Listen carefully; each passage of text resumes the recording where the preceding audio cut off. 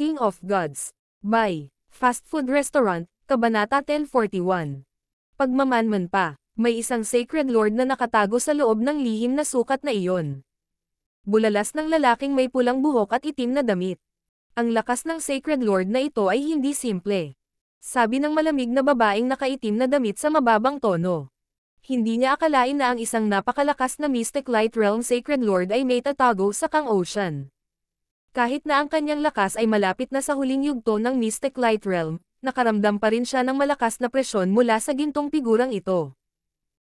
Nang mawala ang gininto ang liwanag, lumitaw ang isang makisig na binata na may maikling buhok, matangkad na katawan, at maraming kumikislap na gintong marka. Pwede ko bang malaman kung sino ka? Tanong ng babae mula sa Nine Darkness Palace. Ang Mystic Light Realm Sacred Lord na ito ay mukhang napakabata, ngunit mas malakas pa siya kaysa kay Nan Gongsheng, na may kapangyarihan ng isang evil god. Senior Kun yun, mangyaring tumulong sa paglutas ng panganib sa True Martial Sacred Land. Magalang na sabi ni Sacred Lord Zuanming. Noong bumalik si Kun yun sa True Martial Sacred Land, hindi siya nakapasok sa Demigod Forgotten Garden at kinailangan niyang makipagkasundo sa dalawang 3-star powers ng True Martial Sacred Land. Nagtulungan ang mga eksperto ng True Martial Sacred Land para buksan ang Demigod Forgotten Garden. Hindi dapat guluhin ni Demigod Kun yun ang True Martial Sacred Land sa hinaharap, at magkakaroon siya ng pabor sa kanila sa hinaharap. Bahagyang natigilan si Nan Gongsheng. Hindi niya inaasahan na lalabas si Demigod Kun yun sa sandaling ito at tutulong sa True Martial Sacred Land. Demigod Kun yun. Ang dalawang elder mula sa Nine Darkness Palace ay natigilan. May limitadong bilang ng mga dalubhasa sa Demigod, at kilala nila silang lahat. Ang Demigod Kun yun ay hindi lamang malakas sa nakaraan. Ang kanyang katanyagan ay naglakbay pa sa 3-star at 4-star na kapangyarihan. Gayunpaman, wala sa kanila ang naniniwala na ang kabataang ito ay magiging Demigod Kun yun. Una, namatay si Demigod Kun yun sa God Tribulation Lightning, ngunit kahit na hindi siya mamatay, hindi siya dapat maging isang late stage na Mystic Light Realm Sacred Lord pagkatapos ng maraming taon. Gayunpaman, kahit na hindi sila naniniwala na ang lalaki sa harap nila ay Demigod Kun yun, ang True Martial Sacred Land ay mayroon na ngayong 4 na tao na may kapangyarihang labanan ng Sacred Lords. Ang lakas ng labanan ni Nan Gongsheng ay malamang na umabot na rin sa maagang yugto ng Mystic Light Realm. Maglakas loob ka bang sumalungat sa utos ng Nine Darkness Palace? Ang pulang buhok na lalaking nakasuot ng itim na damit. Kung talagang nagsimula silang lumaban, sila ang matatalo. Pagkatapos ng lahat, ito ang True Martial Sacred Land. Mayroon ding ilang makapangyarihang quasi-sacred lords, at ang 3-star na kapangyarihan ay malamang na may ilang nakatagong card din. Babalik tayo ngayon, at ang Nine Darkness Palace ay magpapadala lamang ng mas malalakas na tao para sirain ang lugar na ito. Pagbabanta ng malamig na babaeng nakaitim na damit. Napakalayo ng narating ng dalawang ito. Kung magtatapos sila sa kabiguan ngayon, sila ay magiging katatawanan ng mataas na antas ng Nine Darkness Palace. Nang marinig ang sinabi ng dalawang Sacred Lords mula sa Nine Darkness Palace, ang mga eksperto sa loob ng True Martial Sacred Land ay labis na natakot, at ang Thousand Darkness Sacred Clan ay nagpakita ng mga palatandaan ng pag-atres. Pagkatapos ng lahat, si Demigod Kun yun ay may utang lamang sa kanila at hindi na sila tutulong sa susunod. Ang Nine Darkness Palace ay bumagsak na ngayon sa isang 3-star power at nangangahas pa ring maging ganito ka-arrogant. Malamig na pangungutya ni Kun yun. Ang lakas ng loob mong kutsain ang Nine Darkness Palace. Naging pangit ang ekspresyon ng malamig na babae sa itim na damit. Bagamat hindi sila kalaban, hindi nila pinapayagan ang kalaban na hiyain ang Nine Darkness Palace. Hindi nyo ba narinig na sinabihan kong dapat na umalis na kayo kanina? Ang kumikislap na gininto ang liwanag ay agad na lumitaw sa paligid ng balat ni Kun yun, at ang mga mahiwagang gintong anteng-anteng ay lumutang sa hangin. Kasabay nito, ang isang maningning na gininto ang banal na liwanag na nagpapalabas ng isang mapanglo na kapangyarihan ay lumitaw sa kanyang kamay. Sa sandaling lumitaw ang gininto ang divine light na ito, ang espasyo mismo ay nagsimulang manginig, at ang dalawang Sacred Lord level magnificent powers ay natangay. Para bang ang gintong liwanag na ito ang nag-iisang buhay sa langit at lupa ngayon. Ito ang divine power. Nanginginig ang malamig na babaeng nakasuot ng itim na damit ng Ma'am Atla ang kanyang mukha. Ang kapangyarihang ito. Natigilan din ang lalaking pulang buhok. Hindi ito ang unang pagkakataon na nakakita sila ng divine power, kaya alam nila kung paano naghari ang kapangyarihang ito. Senior Kun yun, aksidenteng ginawa ng junior na ito ang lahat. Senior, aalis kaagad ang junior na ito. Ang dalawang upper echelon na miyembro ng Nine Darkness Palace ay yumoko at tumakbo palayo. Salamat sa pagtulong, Senior Kun yun. Ang Sacred Lord Zuanming ay yumoko ng may paggalang. Itong aura. Biglang nalock ang tingin ni Kun yun kay Nan Gongsheng. Hindi maganda. Bumagsak ang puso ni Sacred Lord Zuanming. Bilang isang Sacred Lord, naramdaman niya na ang kapangyarihang nagmumula kay Nan Gongsheng ay mas malalim. Ito ay talagang nalampasan ang antas ng Sacred Lords. Sa sandaling ito, ang kapangyarihang nagmumula sa katawan ni Nan Gongsheng ay tila nakakuha ng atensyon ni Kun yun. Bumalik ka ba mula sa Continent Zone? Itinago ni Kun yun ang kanyang aura at lumapit kay Nan Gongsheng. Habang papalapit siya, mas nabigla si Kun yun. Nararamdaman niya na ang aura ng divine power na nagmula sa katawan ni Nan Gongsheng ay mas malakas pa kaysa sa divine power na kinokontrol niya sa kanyang nakaraang buhay. Nangangahulugan ito na si Nan Gongsheng ay malamang na nakakuha ng kompletong pamana ng divine power. Gayunpaman, ang divine power na ito ay ganap na naiiba sa divine power ni Demigod Kun yun. Bukod pa rito, kulang lamang ng mga mapagkukunan si Kun yun.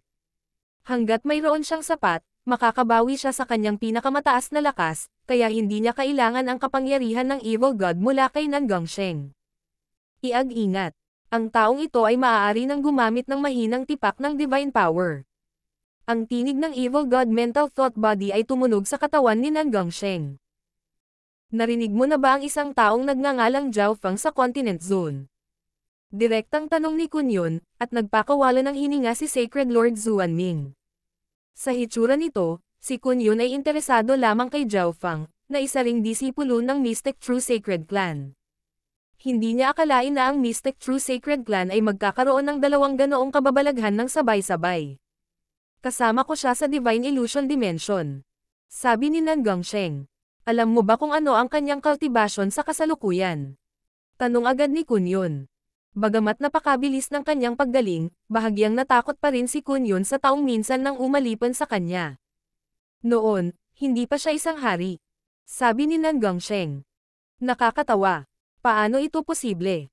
Nagalit si Kun yun dahil akala niya ay pinaglalaroan siya ni Nan Gongsheng. Pagkatapos ay ikinwento ni Nan Gongsheng ang tungkol kay Zhao Feng na kailangang muling magtanim. Kung tutuusin, halos walang sino man sa Kang Ocean ang nakakaalam nito. Ibig sabihin isa lang siyang emperor sa ngayon. Nagliwanag ang mga mata ni Kun yun, at tuwang-tuwa siya. Sa pinakadulo, si Zhao Feng ay nalinlang ng Emperor of Death. Kung si Zhao Feng ay isang emperor lamang ngayon, kung gayon ay maaaring makipaglaro sa kanya si Kun yun. Ang paglilinang ni Kun yun ay umabot na sa mga huling yugto ng Mystic Light Realm, at nagising niya ang mga alaala ng kanyang nakaraang buhay. Mas marami na siyang pamamaraan at hidden card ngayon.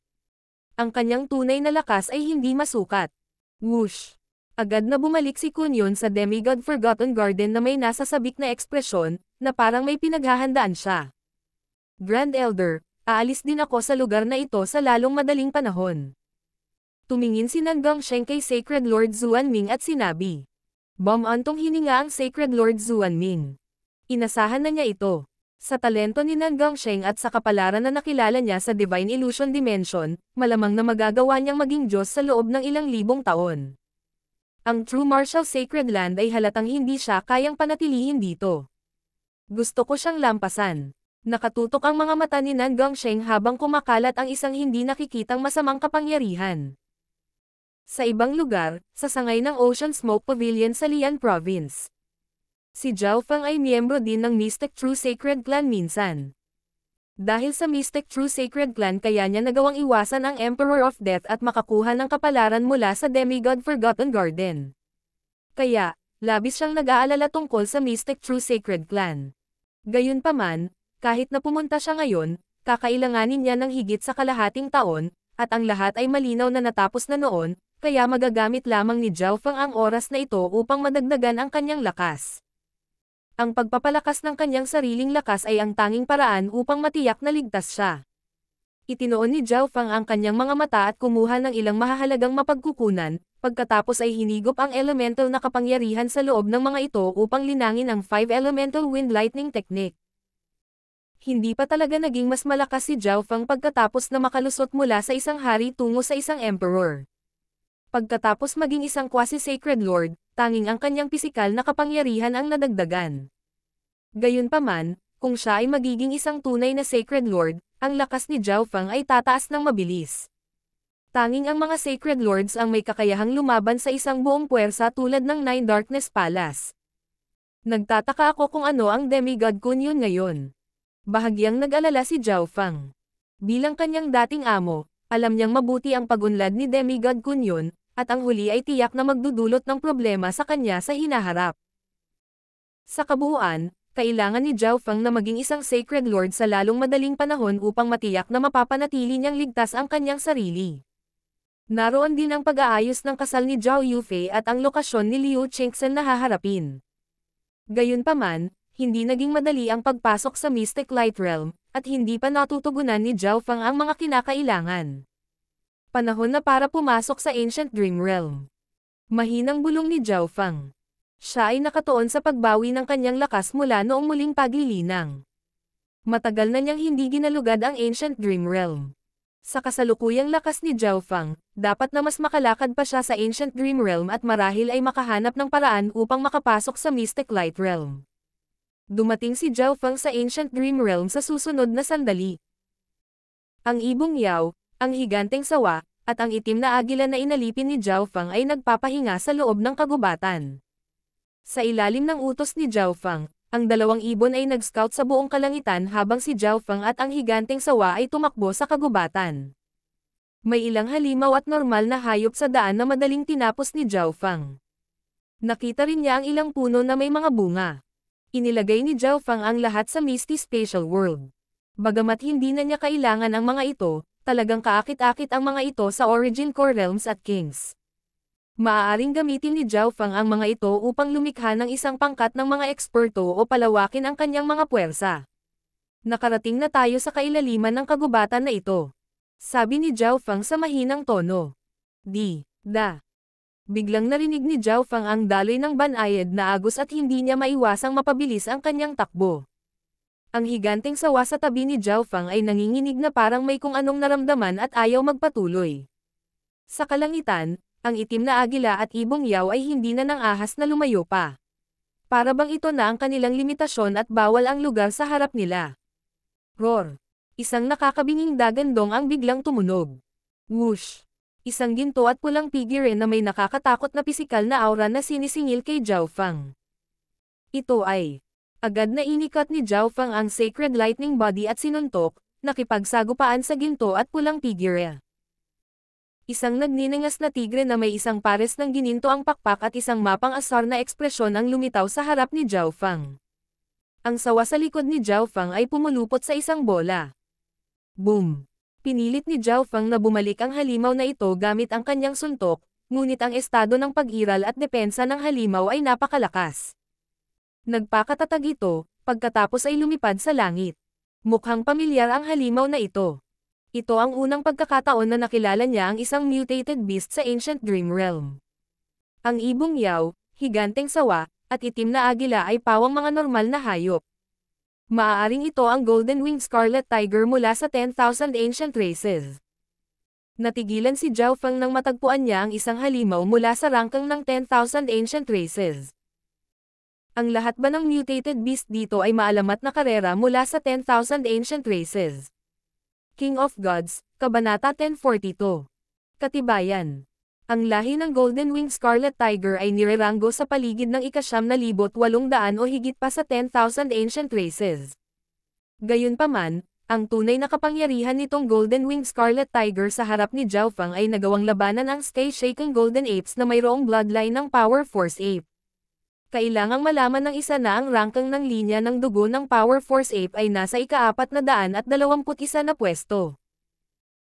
Ang pagkakaiba sa ranggo sa pagitan ng dalawang karera ay napakalaki, ngunit ang pakiramdam na ibinigay nitong Golden Winged Scarlet Tiger kay Zhao Fang ay na ito ay napakalakas at may mabangis na aura.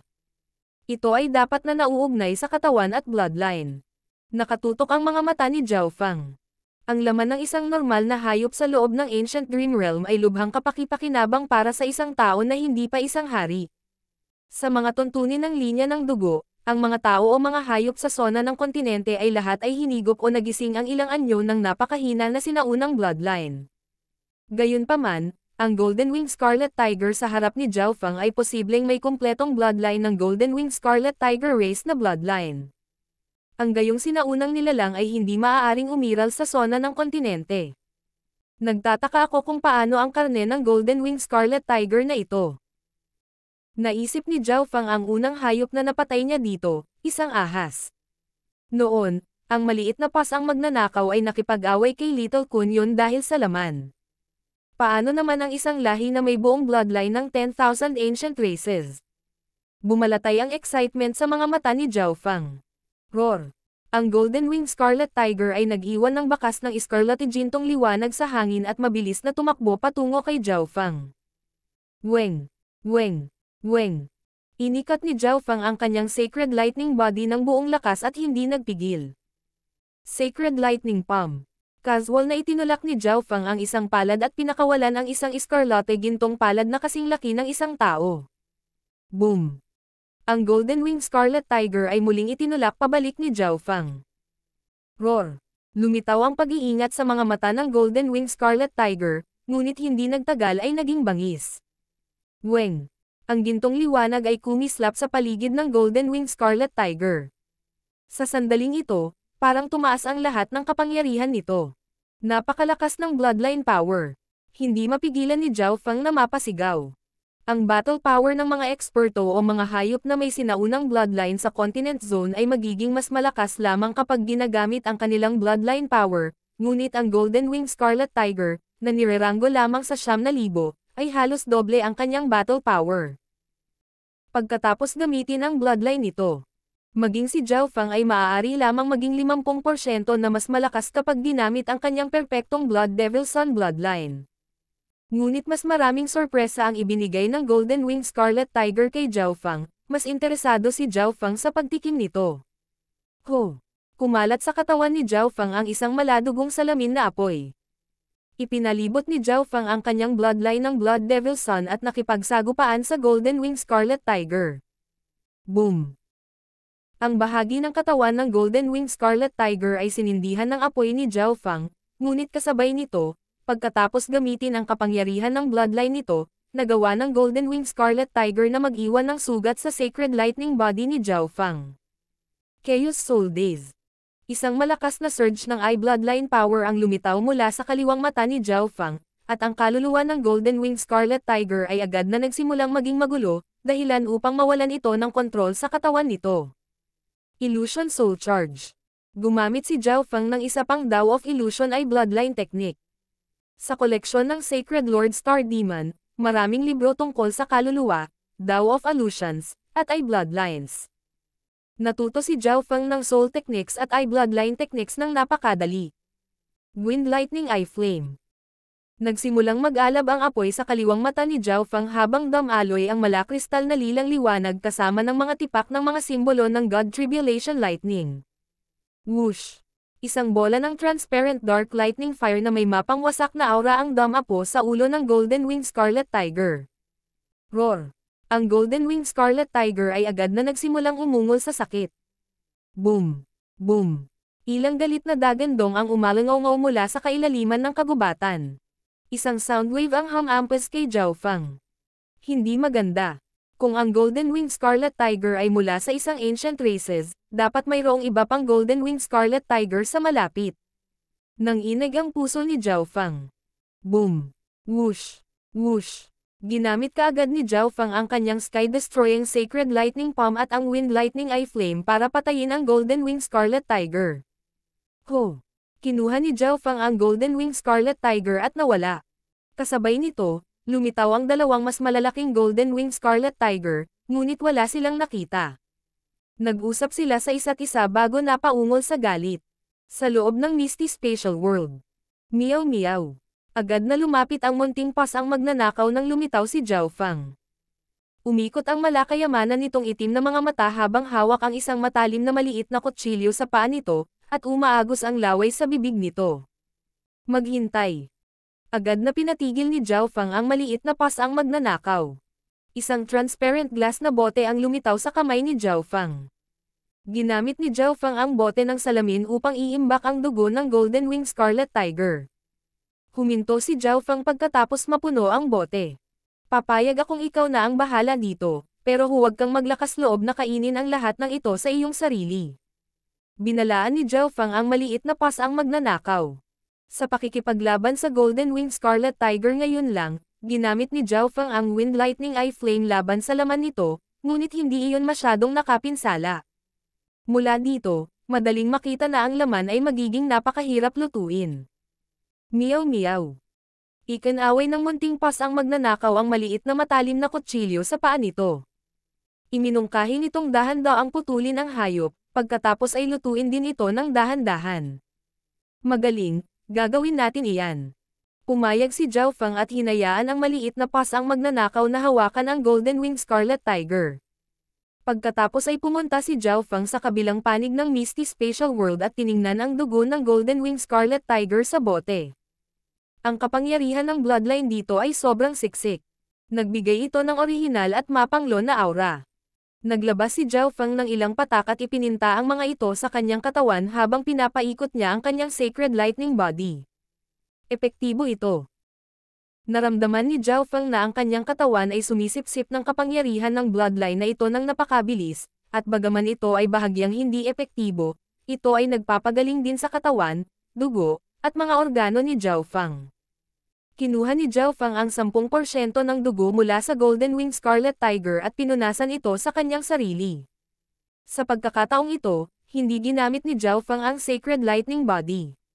Sa halip, ginamit niya ang kanyang bloodline ng Blood Devil Sun. Ang bloodline ng Golden Wing Scarlet Tiger ay dahan-daang sumanib sa Blood Devil Sun bloodline ni Zhao Fang. Whoosh! Biglang lumakas ang apoy sa paligid ni Zhao Fang. Mukhang nagagawa kong pataasin ang rate kung saan maaari kong pinuhin ang aking bloodline. Nagpakita si Zhao Fang ng isang masayang ekspresyon. Makalipas ang ilang oras, ang maliit na pasang magnanakaw ay humawak ng isang pinggan ng sariwa at malambot na karne at ibinigay ito kay Zhao Fang. Agad na kumuha si Zhao Fang ng isang piraso at pumunta upang subukan ang lasa nito. Ito ay higit sa 4 na beses na kasing epektibo ng mga bunga ng Ancient Dream Realm, at naglalaman ito ng napakadalisay na enerhiya. Nanlamig ang ekspresyon ni Zhao Fang habang pinapaikot niya ang kanyang Tro Yuan para sumipsip ng enerhiya. Napakaraming sinaunang genes ang naabsorb niya at gumamit ng hindi mabilang na mapagkukunan ng pressure. Kaya, ang karne ng tigre ay hindi masyadong epektibo. Nahulaan din ni Zhao Fang na ang kapangyarihan ng laman ng Golden Wing Scarlet Tiger ay higit sa lahat dahil sa kapangyarihan ng bloodline nito, sa halip na ang laman mismo. Bagaman ito ay mas mahina at hindi gaanong epektibo, ito ay ilang beses na mas mahusay kaysa sa mga mapagkukunan na binili namin sa Land Province Warhol. Nasiyahan si Zhao Fang. Nakipagsapalaran siyang patayin ang Golden Wing Scarlet Tiger. Mas mahirap pumatay ng isa pang Golden Wing Scarlet Tiger.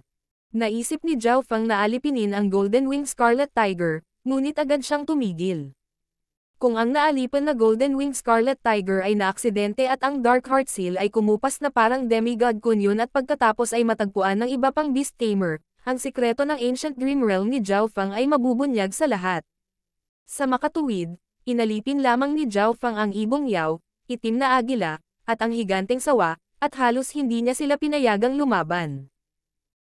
Sa kabilang banda, kinain ng maliit na pasang magnanakaw ang lahat ng natitirang karne habang hindi pinapansin ni Zhao Fang, pagkatapos ay nagtago at natulog. Makalipas ang isang buwan, ang 5 Elemental Wind Lightning Technique ni Zhao Fang ay umabot sa rurok ng ika-8 antas sa tulong ng malaking halaga ng mga mapagkukunan.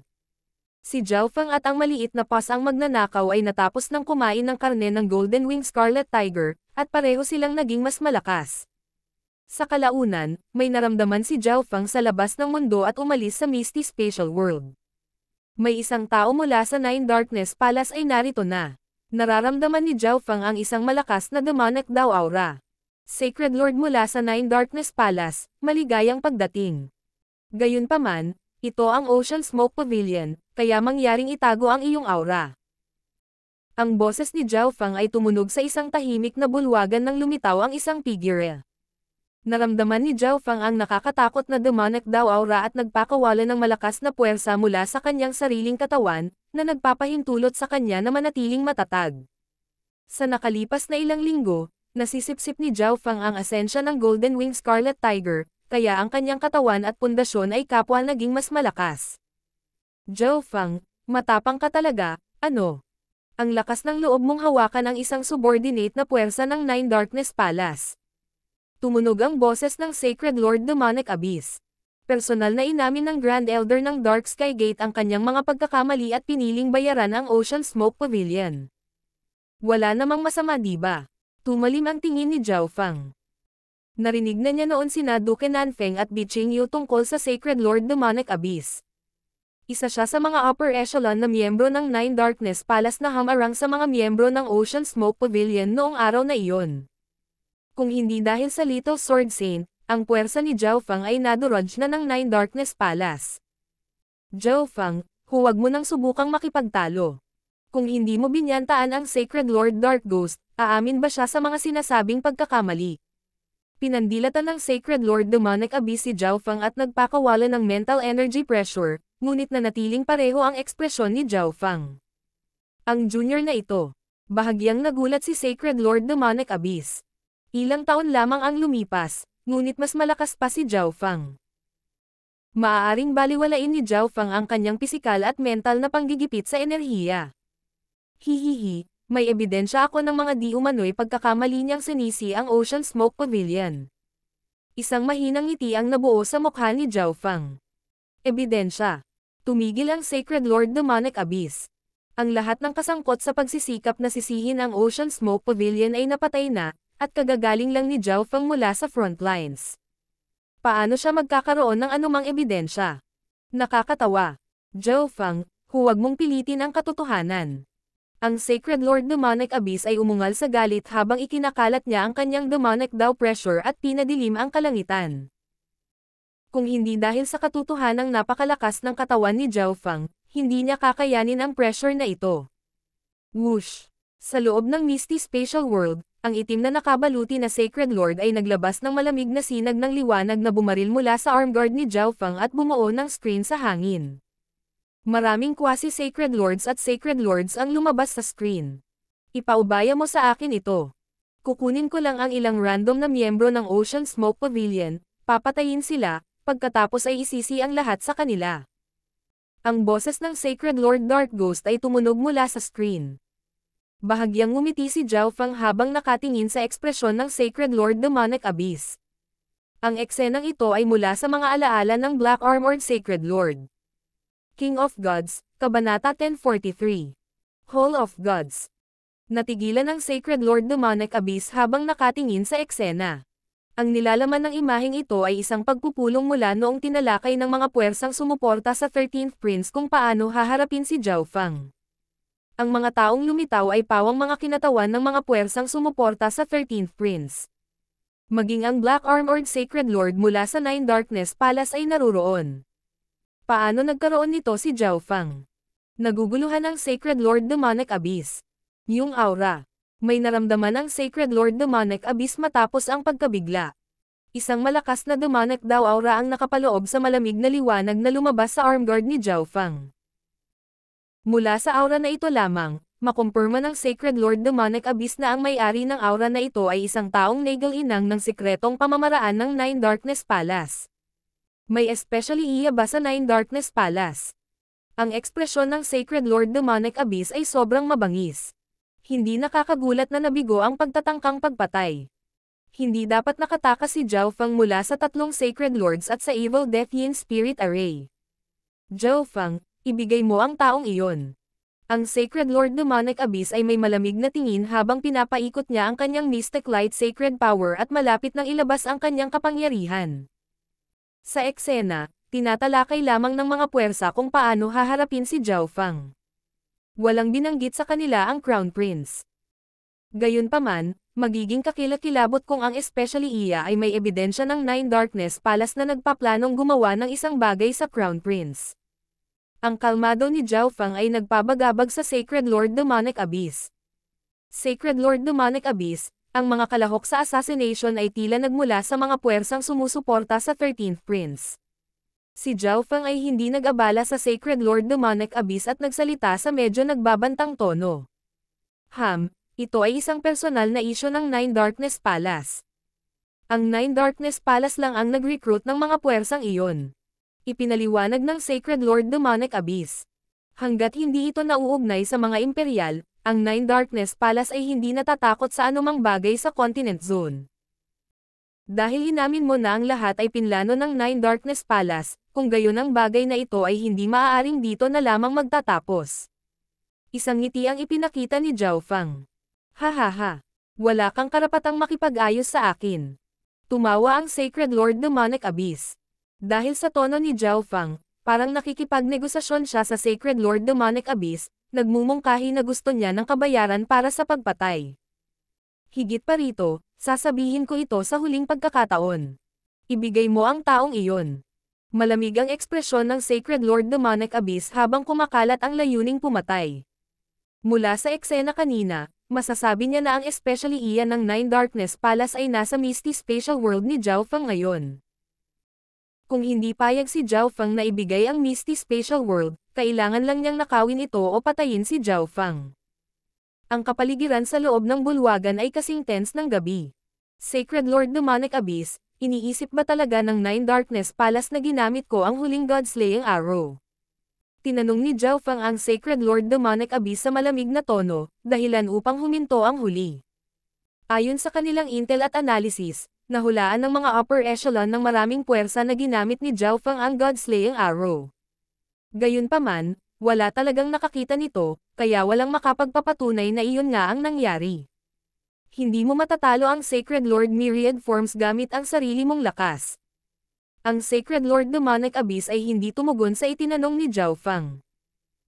Ang Sacred Lord Myriad Forms ay isang hindi tao na Sacred Lord na may mata ng Myriad Forms.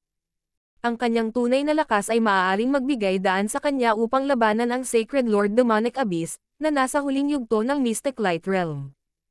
Kung gayon paano kung subukan mo ito? Tumawa ng masama si Zhao Feng. Whoosh! Ang bulwagan ay naging patay na tahimik. Kung hindi siya binalaan ni Zhao Feng, kikilos na sana ang Sacred Lord Demonic Abyss, ngunit binanggit ni Zhao Feng ang God-slaying arrow. Bagamat hindi naniniwala ang Sacred Lord Demonic Abyss na mayroon pa rin si Zhao Feng, ayaw niyang ipagsapalaran ang sarili niyang buhay dahil dito. Matagal siyang naabot sa huling yugto ng Mystic Light Realm, at may pag-asa pa siyang mahawakan ang domain ng mga Diyos. Ang Sacred Lord Demonic Abyss ay hindi gustong makipagbiruan sa kanyang buhay. Zhao Feng, hindi ka na mabubuhay ng matagal pagkatapos maging kaaway ng Nine Darkness Palace. Ang Sacred Lord Demonic Abyss ay nawala sa susunod na sandali at nag-iwan lamang ng boses na tumunog sa buong sangay ng Ocean Smoke Pavilion. Ang Black Armored Sacred Lord ay pinagpapawisan ng malamig para kay Zhao Feng sa loob ng Misty Spatial World. Master, mayroon ka ba talagang God-slaying arrow? Tanong ng Black Armored Sacred Lord. Na-curious din siya. Oo, walang itinago si Zhao Feng. Ang Nine Darkness Palace ay hindi dapat humabol kay Master ng ilang sandali. Kung mabilis maging Sacred Lord si Master, mas malaki ang tsansa mong lumaban sa Nine Darkness Palace. Iminungkahi ng itim na nakabaluti na Sacred Lord. Naniniwala siya na malapit nang malaman ng Sacred Lord Demonic Abyss na siya ang traidor pagkatapos bumalik at suriin. Pagkatapos ng lahat, hindi gaanong mga tao mula sa Nine Darkness Palace ang lumahok sa pagpatay, at hindi na siya bumalik mula noon. Magdudulot ako ng gulo para sa Nine Darkness Palace ngayon. Nakatutok ang mga mata ni Zhao Feng. Ang Ocean Smoke Pavilion ay hindi na isang mahinang two-star force. Kasama na ngayon sa Ocean Smoke Pavilion ang 10,000 Sacred Clan, ang Ghostfire Clan, at ang Underground Assassination Organization na nilikha ng Supreme Emperor Dark Knight. Sa isang tiyak na antas, ang lahat ng iba pang puwersa sa paligid ng karagatan ay kinokontrol ng Ocean Smoke Pavilion. Dagdag pa sa katotohanan na si Zhao Feng ay nagbigay sa kanila ng hindi mabilang na mga mapagkukunan at na sila ay may proteksyon ng Draconic Providence, ang Ocean Smoke Pavilion ay nagawang lumawak ng napakabilis, at sila ay halos nasa continent zone proper. Ang pangunahing punong tanggapan ng Ocean Smoke Pavilion ay lumipat sa kontinente. Ito ay itinakda sa Yu Province kung saan nakabase ang Ji family. Ang mga karagatan sa paligid ng dating lokasyon ng Ocean Smoke Pavilion at sa paligid ng 10,000 Sacred Clan ay naging kanila. Ang Ocean Smoke Pavilion ay itinuturing na ngayon na isa sa mga malalaking puwersa sa sona ng kontinente. Dumating sina Bichingyo at Supreme Emperor Dark Knight makalipas ang ilang dosenang araw habang nanatili ang Old Monster Shoe sa Yu Province. Hindi ko akalain na dadating si Master ng ganoon kabilis at tatapusin ang lahat ng problema natin. Si Bichingyo ay nagpahayag ng pagkakasala. Nilikha ni Zhao Feng ang puwersang ito dahil gusto niyang magtrabaho para sa kanya ang isang organisasyon, ngunit patuloy na gumagastos si Zhao Feng ng maraming mapagkukunan at kayamanan, ngunit ang kanyang puwersa ay bagahe lamang. Patuloy na kailangan ni Zhao Feng na iligtas sila sa bawat oras. Master, nagsisimula ng sumikat ang assassination organization natin. Ito ay tinatawag na Silence Assassination Division. Iniulat ng Supreme Emperor Dark Knight ang sitwasyon ng assassination organization kay Zhao Feng. Napakadaling palawakin ang organisasyon ng assassination gamit ang Ocean Smoke Pavilion bilang Intel Headquarters. Sa direksyon ng mga propesyonal na mamamatay tao at sa kayamanan na ibinigay sa kanila ni Zhao Feng, ang Silence Assassination Division ay namumukod-tangi sa iba. Pagkatapos ay sinabi ni Bichingyo kay Zhao Feng ang tungkol sa kamakailang pag-unlad ng pagpapalawak ng Ocean Smoke Pavilion at ang kanilang mga layunin sa hinaharap. Hindi masama, sabi ni Zhao Feng pagkatapos makinig ng mabuti. Ang Ocean Smoke Pavilion ay sumikat lamang dahil sa paglilitis sa Crown Prince, at nagsimula silang mabilis na lumawak habang ang iba ay naaakit sa digmaan sa pagitan ng dalawang Lord Dynasties. Ang sinabi ni Bichingyo ay mas tiyak kaysa sa nakaberdeng nakasuot na elder noong una. Mula ngayon, ang puwersang ito ay tatawaging Hall of Gods.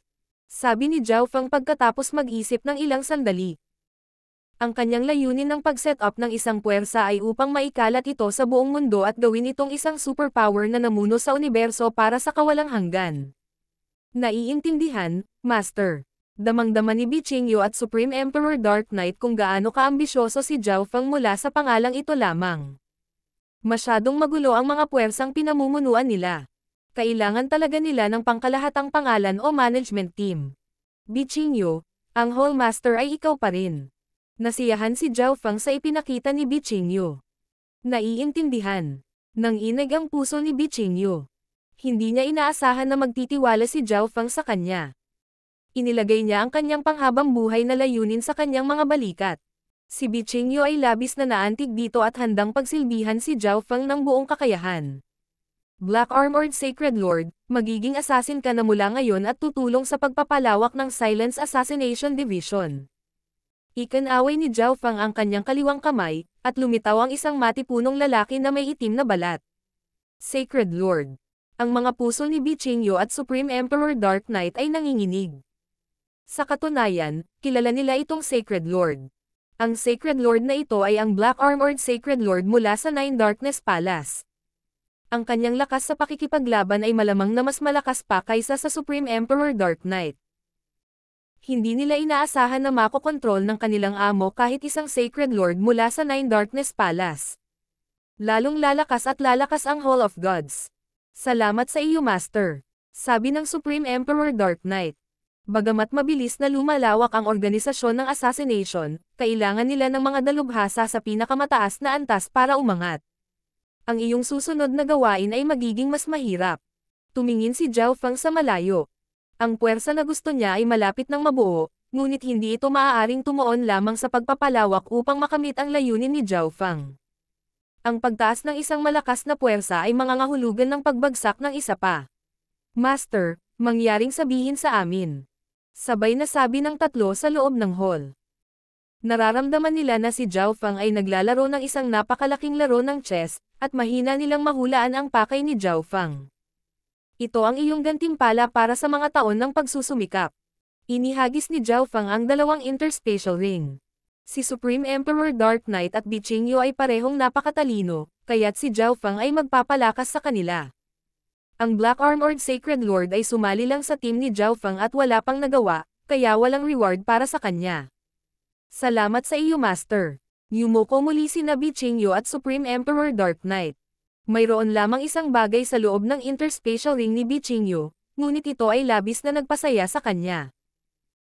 Ito ay bahagi ng 100 Origin Sacred Honey, isang kayamanan na maaaring magpalaki ng pagkakataon ng isang tao na makapasok sa Mystic Light Realm.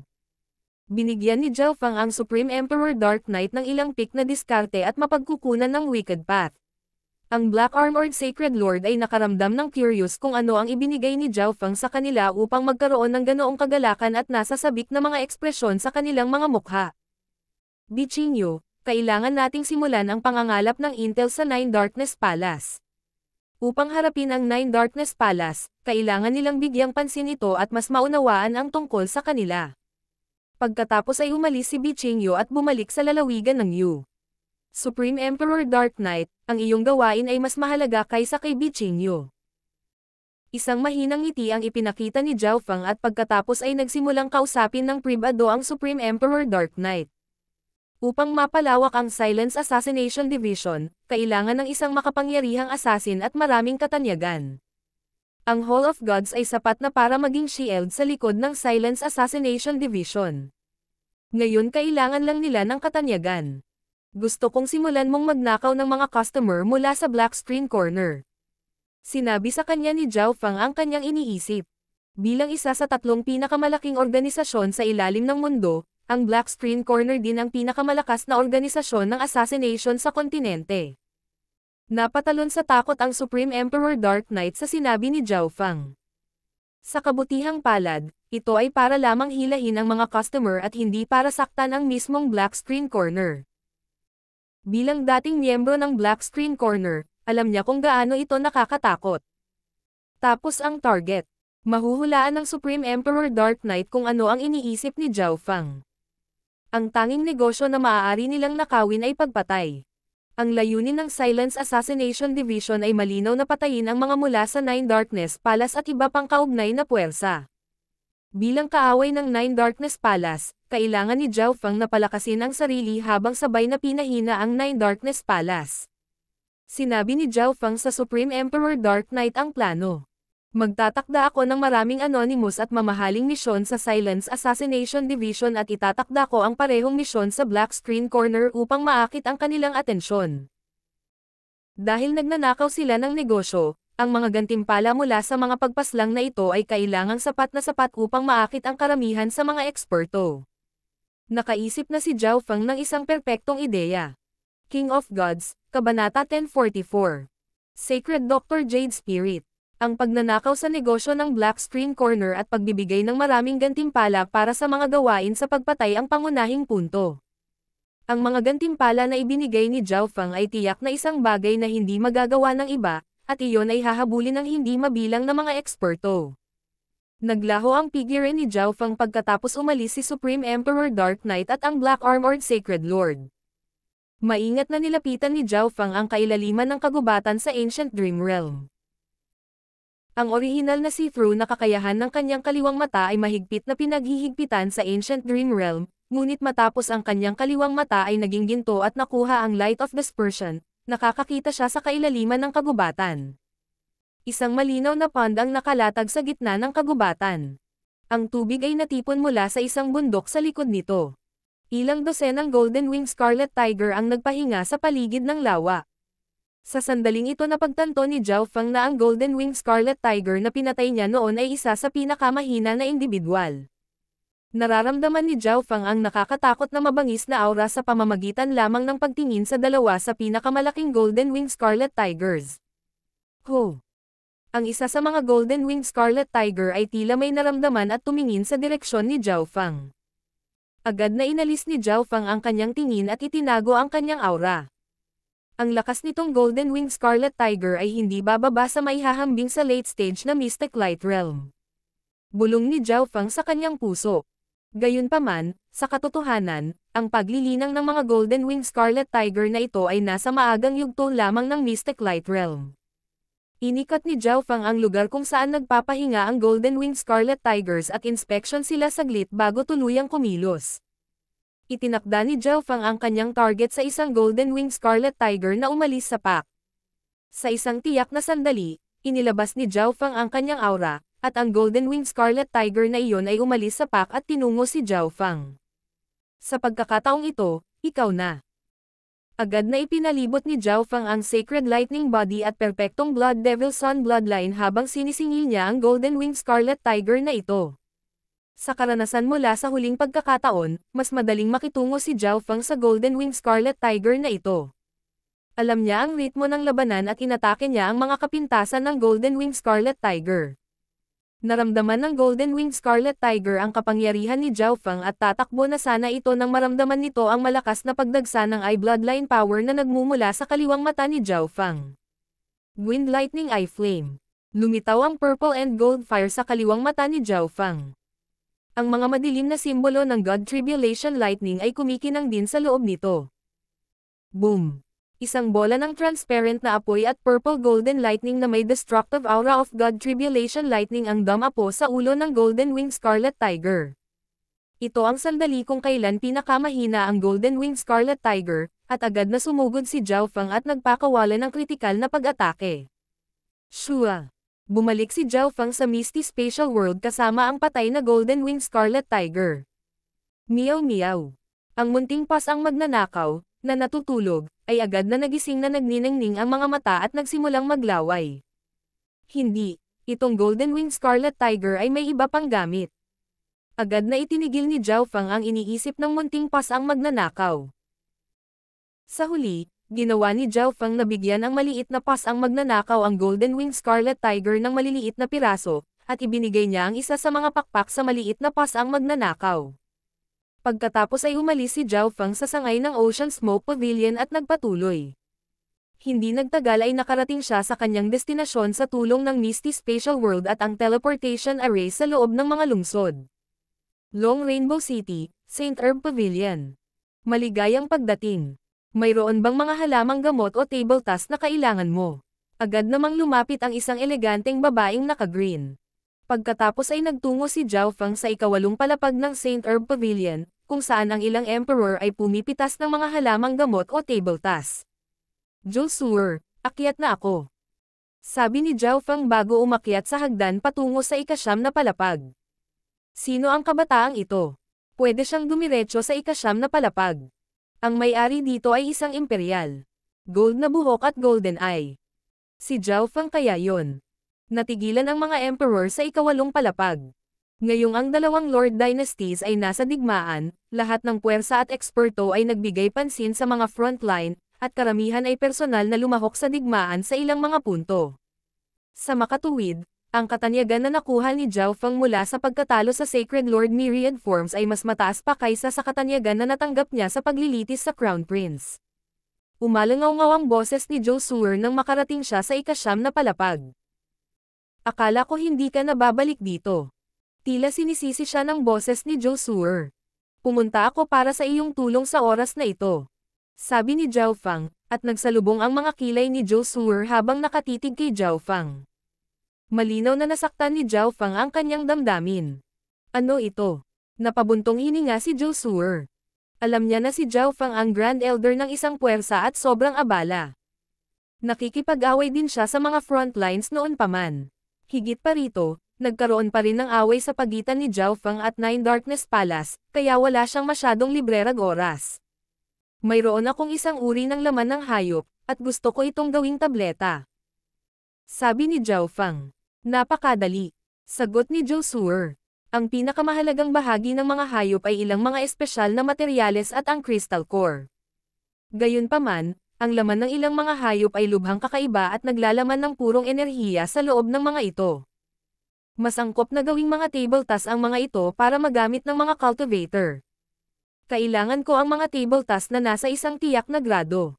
Pinaplano ni Zhao Fang na gamitin ang mga pildores na pinino ng laman ng Golden Winged Scarlet Tiger para ibigay bilang mga gantimpala para sa mga pagpatay. Ang mga assassination ay magta-target ng malawak na hanay ng mga tao, kabilang ang mga hari at maging ang mga sacred lords. Sa makatuwid, Ito ay pinakamahusay na hatiin ang mga table tasks sa mga tier. Napakagulo. Ibigay mo sa akin ang katawan ng halimaw. Nagtataka si Zhou Suer kung anong uri ng bihirang hayop ang nakuha ni Zhao Fang. Pagkatapos ng lahat, si Zhao Fang ay isang dalubhasa na dalubhasa sa pagpapalakas ng katawan, at ang kanyang estado ng pag-iral ay umabot sa antas ng isang mystic light realm. Ang laman ng mga normal na hayop ay hindi epektibo para sa kanya. Iniabot ni Zhao Fang ang isang interspatial na singsing. Kung direktang kinuha niya ang Golden Wing Scarlet Tiger, maaaring maramdaman ng ibang mga eksperto ang aura mula rito. Inilagay ni Zhou Suer ang kanyang Divine Sense sa interspatial ring matapos tingnan ang misteryoso at palihim na si Zhao Fang. Ito ay, si Zhou Suer ay ganap na natigilan. Bilang isang doktor, ramdam niya ang purong aura na nagmumula sa Golden Wing Scarlet Tiger. Gayunpaman, dahil ang halimaw na ito ay pinutol na, hindi niya masabi kung ano iyon. Napakalakas ng sinaunang aura. Agad na sabi ni Zhou Suer. Ang sinaunang aura na nagmumula rito ay ilang beses na mas malakas kaysa sa aura mula sa Imperial Tombs. Mayroon ding sinaunang bloodline na aura mula dito. Nakapatay ka ba ng orihinal na hayop na may sinaunang bloodline? Bulalas ni Zhou Suer nang maramdaman niyang nanginginig ang kanyang kadugo. Ang Cloud Silkworm Saint Butterfly ay isang orihinal na hayop na may sinaunang bloodline. Sila ay lubhang mahalaga. Hindi pwede ang papatay sa kanila para gawing pills. Isa lang itong hayop na may bloodline na nireranggo sa 9,000 ng 10,000 ancient races. Paliwanag ni Zhao Fang. Nagsimulang kumalma si Zhou Suer. Ang isang hayop na may mababang ranggo ng bloodline ay talagang hindi masyadong kapaki-pakinabang, ngunit ang makapal at dalisay na sinaunang bloodline at enerhiya mula rito ay nagulat pa rin sa kanya. Manatili ka rito sandali. Hindi pa ako nakapagpino ng orihinal na hayop na may bloodline ng 10,000 ancient races dati. Kailangan kong tanungin ang aking guro. Ipinaliwanag ni Zhou Suer kay Zhao Fang bago umalis sa Saint Herb Pavilion. Tumango si Zhao Fang. Kumuha lang siya ng maliit na bahagi ng bloodline ng Golden Wing Scarlet Tiger mismo. Karamihan sa bloodline ng Golden Wing Scarlet Tiger ay nasa loob pa rin ng katawan nito upang mapataas ang ranggo ng mga table tasks. Nanatili si Zhao Fang sa Saint Herb Pavilion pagkaalis ni Zhou Suer. Ang isang Golden Wing Scarlet Tiger ay hindi sapat.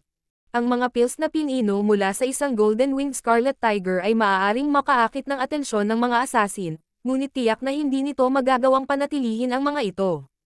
Sa makatuwid, paminsan-minsan ay papasok si Zhao Fang sa Ancient Dream Realm at makakahanap ng mga pagkakataong makaakit ng isa o dalawang Golden Wing Scarlet Tigers. Lumipas ang kalahating buwan, at matagumpay na napatay ni Zhao Fang ang dalawa pang Golden Wing Scarlet Tiger. Gayunpaman, sa puntong ito, napagtanto ng Golden Wing Scarlet Tiger ang mga aksyon ni Zhao Fang, at lahat sila ay nagtipon sa paligid ng lawa. Kung lalabas sila, magkasama sila, kaya mas mahirap para kay Zhao Fang na patayin sila. Nagtataka ako kung anong uri ng paggamit ng pond na iyon. Tiningnan ni Zhao Fang ang malinaw na pond mula sa kagubatan gamit ang kanyang kakayahan sa transparency. Ang pond ay tiyak na may kakaiba tungkol dito para sa ilang dosenang Golden Wing Scarlet Tigers na magpahinga doon. Biglang may naramdaman si Zhao Fang at umalis sa Ancient Dream Realm. Hindi nagtagal ay pumasok ang dalawang figure sa ika-9 na palapag ng Saint Herb Pavilion. Ang isa sa kanila ay si Zhou Suer, habang ang isa ay isang matandang lola na may puting buhok at mabait na mga mata. Zhao Fang, tapos na ang mga tableta. Dalawang jade na puting bote ang lumitaw sa kamay ni Zhou Suer. Kinuha ni Zhao Fang ang mga bote at iniskan ang mga iyon gamit ang kaliwang mata. Magkaiba nga ng grade ang dalawang bote, pero mas maganda pa sa inaasahan niya.